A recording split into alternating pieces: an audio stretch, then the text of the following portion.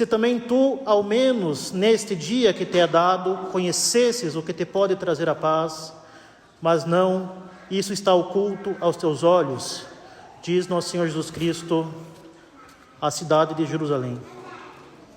Caríssimos fiéis, temos neste 9º domingo depois de Pentecostes, a Santa Romana Igreja que nos apresenta as lágrimas de nosso Senhor Jesus Cristo diante da vista de Jerusalém. Mas que pranto é esse? Que pranto pode vir daquele que é o Criador onipotente? São lágrimas estas de quem quer operar a nossa santificação pelo preço do seu sangue, mas que já antevê o quanto este sangue será desperdiçado por nós. Com efeito, caríssimos, Deus quer que colaboremos com a nossa santificação e com a nossa salvação. Santo Agostinho sintetizou esta verdade de fé em uma sentença bastante conhecida: Deus, que nos criou sem nós, não quis salvar-nos sem nós. Mesmo que nosso Senhor queira e possa produzir as mais maravilhas e as mais insondáveis maravilhas da graça em sua criatura, Ele não viola o livre-arbítrio do homem, mas pede-lhe humildemente entrada, como diz São João no seu Apocalipse: eis que estou à porta e bato. Se alguém ouvir a minha voz e me abrir a porta, entrarei em sua casa e cearemos, eu com ele e ele comigo. Se nosso Senhor nos pede humildemente entrada, caríssimos, é porque precisa manter o mérito da fé, sem o qual não poderá nos receber na luz da glória. Ainda que Deus seja sumamente bom e digno de ser amado sobre todas as coisas, a nossa resposta ao seu amor permanece sempre um ato livre e pessoal nosso. É justamente por esta razão que Deus nos dá a revelação, que Ele nos dá os sinais de credibilidade da revelação, que Ele nos dá as graças atuais, que nos convidam suavemente ao ato de fé. Ele nos dá os meios de amá-lo, Ele nos dá os meios de correspondermos ao seu amor, mas não nos força aquilo que é o sentido, aquilo que é o fim da nossa existência. O exercício do livre-arbítrio do homem pode lhe merecer a felicidade eterna quando lhe corresponde a graça, mas o seu livre-arbítrio também pode terrivelmente lhe merecer a condenação eterna, se ele vier a recusar a graça na impenitência final. E eis que podemos perceber melhor, caríssimos, que a pregação de nosso Senhor ensinou o caminho para a criatura retornar ao seu Criador. A paixão de nosso Senhor, de modo particular, mereceu a reconciliação da criatura com o Criador. Mas quando nosso Senhor chorou sobre a cidade santa de Jerusalém, vemos a natureza humana do Salvador sofrendo a recusa da sua verdade e da sua graça, o que é um modo bastante eloquente de nos ensinar o quanto Ele nos ama e de suplicar ao Pai a oportuna misericórdia para a criatura que se obstina no pecado. Ao mesmo tempo, essas lágrimas são resultado da angústia, da recusa do seu sangue, mas também a súplica da conversão do pecador obstinado. Caríssimos, tendo considerado tudo o que nosso Senhor fez pela sua criatura para salvá-la, derramando todo o seu sangue por cada um de nós, para nos redimir, bem como considerando suas lágrimas em um verdadeiro movimento de agonia, como podemos compreender que a criatura possa, de fato, recusar a verdade e a graça e se obstinar no pecado, quando Deus a cerca e acumula de provas de amor? Não seria tão simples e tão fácil perceber e preferir o amor de Deus? Com efeito, caríssimos, nós compreendemos que Deus tenha se feito fraco na encarnação, para nos salvar por meio do seu sangue e das suas lágrimas. No entanto, soa-nos incompreensível, e como que nos escandalizamos, de certo modo, não com a fraqueza de Deus, mas com uma eventual derrota de Deus, por assim dizer, diante do pecador obstinado. No entanto, é necessário que compreendamos, caríssimos, que nosso Senhor não é vencido nem derrotado pelo pecador obstinado. Lembremos-nos da fortaleza dos mártires, da constância dos confessores, da pureza das virgens, da doutrina eminente dos doutores. Se houve e sempre haverá santos que praticaram heroicamente a virtude, então da parte de Deus não faltou graça. Muito pelo contrário, como diz São Paulo aos Romanos, onde abundou o pecado, superabundou a graça. A obstinação e o desespero não derrotam o amor de nosso Senhor, porque Deus não quer violentar o livre arbítrio da criatura, como dissemos anteriormente. Com efeito, na Epístola da Missa, nós ouvimos São Paulo dizer: Deus é fiel, não permitirá que sejais tentados além das vossas forças. Pois assim como nenhuma tentação está acima das nossas forças, caríssimos, do mesmo modo, as graças que recebemos ordinariamente são graças suficientes para se sair do estado de ignorância e de pecado e para valer a nossa salvação pela nossa cooperação à graça. Nada nos falta para que nos santifiquemos e nos salvemos. Nós não somos calvinistas, meus caros. Não há predestinação de ninguém ao inferno. E esta verdade é importantíssima, caríssimos. Ainda que nosso Senhor nos tenha merecido um tesouro infinito de méritos, não esperemos receber uma graça de conversão ou de santificação semelhante à da conversão de São Paulo. Não esperemos receber uma graça extraordinária e especialíssima, apenas porque nosso Senhor tem poder de produzir essa graça.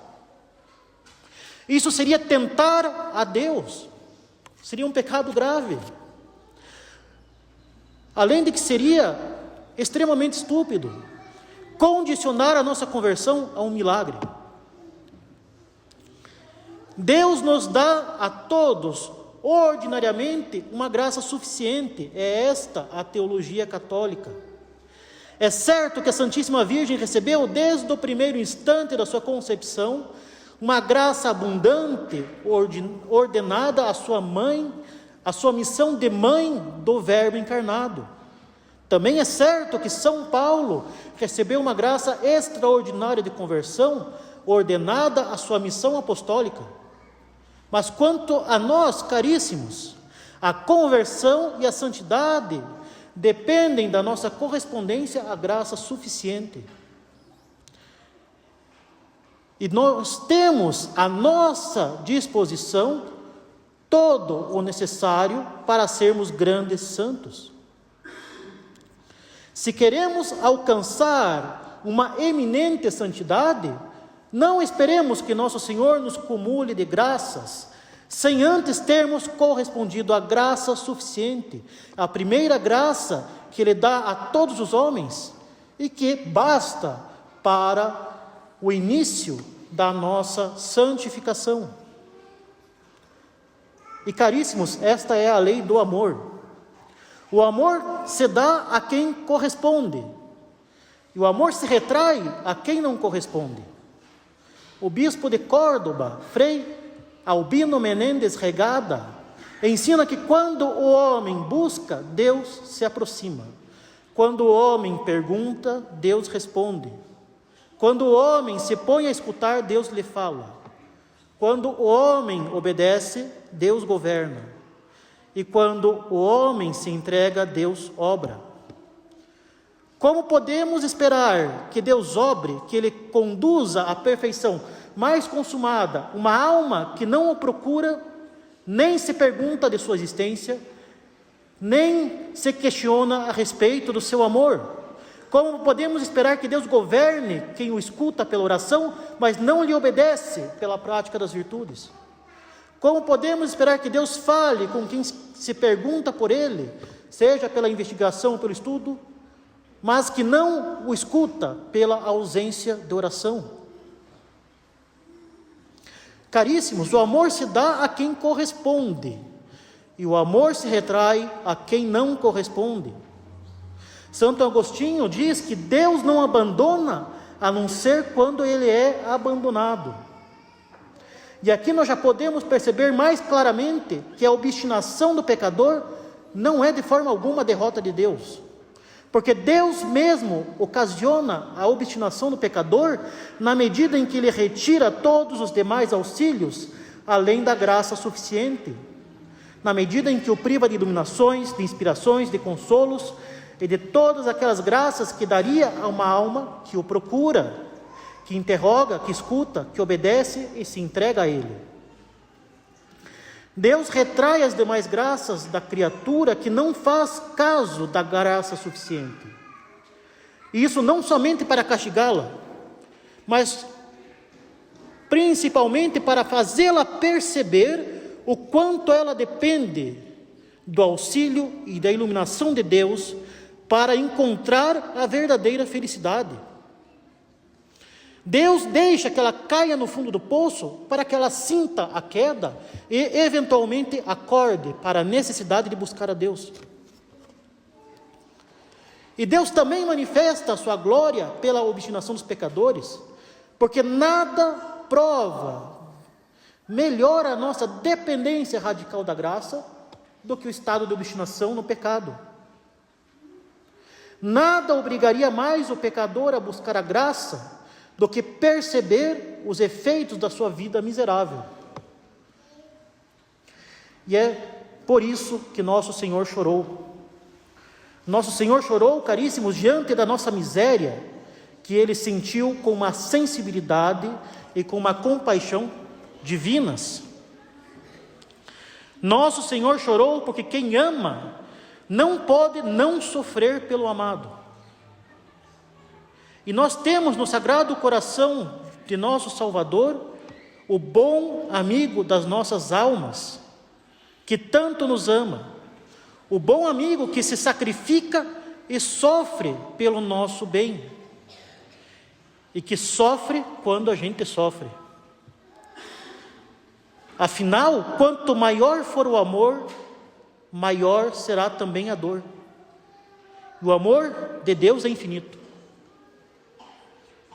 Então não podemos imaginar as profundezas de dor que nosso Senhor sentiu enquanto chorava por Jerusalém, enquanto chorava por nós, por cada uma das nossas recusas à graça que Ele nos mereceu pelo preço do seu sangue. Quando chorou por Jerusalém, quando agonizou no Horto das Oliveiras e na dor lancinante do alto da cruz, nosso Senhor não pensou genericamente na humanidade pecadora, Ele pensou em cada um de nós. E mais que isso, em cada um dos nossos pecados que nós cometemos e que ainda cometeremos. Ele sofreu uma dor lancinante por cada uma das nossas recusas à graça, por cada uma de nossas revoltas ao seu amor. E as suas lágrimas foram lágrimas, não somente pelos pecadores obstinados, mas também por nós. No entanto, caríssimos, recordemo-nos que o pranto do Salvador foi acompanhado dessas palavras: se também tu, ao menos neste dia que te é dado, conhecesses o que te pode trazer a paz, mas não, isso está oculto aos teus olhos. A paz de Jerusalém esteve oculta aos seus olhos, disse nosso Senhor, aquela paz que Ele prometeu aos apóstolos e que o mundo não pode conhecer. E apesar disso, nosso Senhor transitou diversas vezes por Jerusalém, sendo que a cena do pranto sobre a cidade, que hoje ouvimos, precede a sua entrada triunfal, que a igreja celebra no Domingo de Ramos. Isso significa que o Salvador chorou sobre Jerusalém pouco antes de ingressar nela, aclamado como rei. Jerusalém teve graças mais do que suficientes para conhecer aquela paz que nosso Senhor gostaria tanto de lhe dar, mas foi infiel. E por causa da sua infidelidade, por causa da sua traição, a paz permaneceu oculta aos seus olhos, e ela foi castigada com a destruição pelos romanos. Jerusalém foi castigada, mas não antes de o Salvador ter passado por ela e ter sido aclamado transitoriamente como rei. Caríssimos, nossa alma também ama Jerusalém, uma cidade santa, um castelo interior, o templo do Espírito Santo, sobre o qual o Salvador chora e a qual Ele quer conceder a sua paz.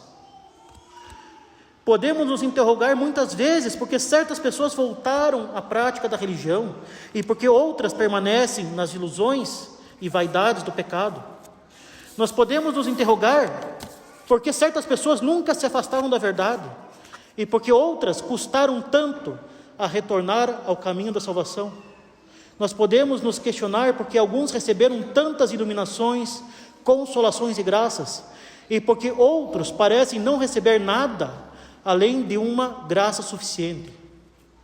Podemos nos interrogar porque a nossa santa religião não se espalhou ainda mais sobre o mundo, ou porque veio a se retrair ultimamente.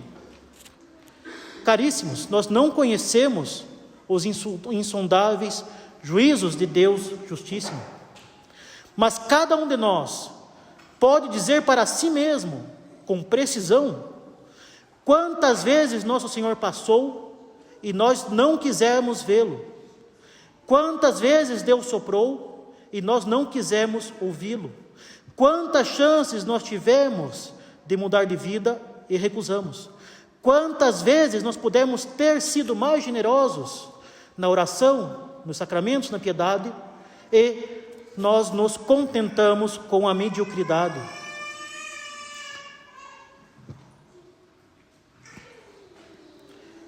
Se Ele tivesse nos dado mais, nós poderíamos ter recusado ainda mais, e o nosso castigo seria ainda maior.